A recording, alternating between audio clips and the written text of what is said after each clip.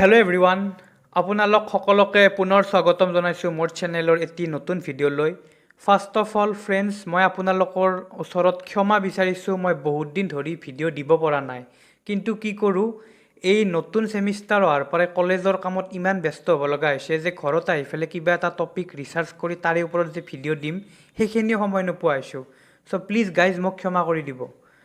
So friends, আজিৰ এই ভিডিঅ'টোত আমি এটা লেটেষ্ট নিউজৰ বিষয়ে আলোচনা কৰিম বুলি ভাবিছোঁ।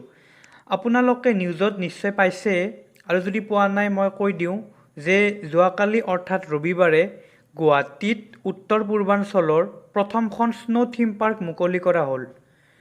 গতিকে আজিৰ এই ভিডিঅ'টোত আমি এই স্নো থিম পাৰ্কখনৰ বিষয়ে অলপ জানিবলৈ চেষ্টা কৰিম। তে আহক গাইজ, আমি বেছি পলম নকৰি ভিডিঅ'টো আৰম্ভ কৰোঁ।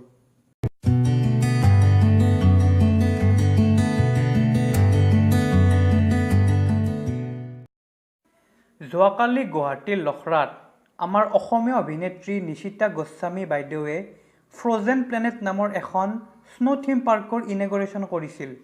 আৰু এই পাৰ্কখন গোটেই অসম তথা নৰ্থ ইষ্টৰ ভিতৰতে প্ৰথমখন স্নো থিম পাৰ্ক।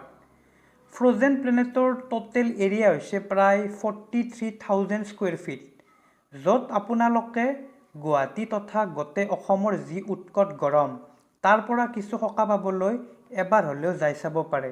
আৰু তাত পোৱা আইচলাইটছ, ইগ্লো, স্নোফল আদি বিভিন্ন বস্তু উপভোগ কৰিব পাৰে। পাৰ্কখনৰ গৰাকী হৈছে সঞ্জীৱ ডেকা, আৰু তেখেতে সংবাদ মাধ্যমৰ আগত জানিব দিছে যে পাৰ্কখনৰ ভিতৰৰ টেম্পাৰেচাৰ প্ৰায় -10 ডিগ্ৰী চেলচিয়াছ, য'ত আপোনালোকে ছুইজাৰলেণ্ড, কাশ্মীৰ আদি ঠাইত যেনেকুৱা স্নোফল হয় তেনেকুৱা স্নোফল এই পাৰ্কখনৰ ভিতৰত উপভোগ কৰিবলৈ পাব। তো ফ্ৰেণ্ডছ, আজিৰ ভিডিঅ'টোত এইখিনি আছিল। আশা কৰোঁ ভিডিঅ'টো আপোনালোকে ভাল পালে, আৰু যদি ভাল পালে তেতিয়াহ'লে লাইক কৰিবলৈ নাপাহৰিব, আৰু কমেণ্ট কৰিব আৰু শ্বেয়াৰ কৰি দিব, যাতে যোনে নাজানে এইটো কথা গম পায়।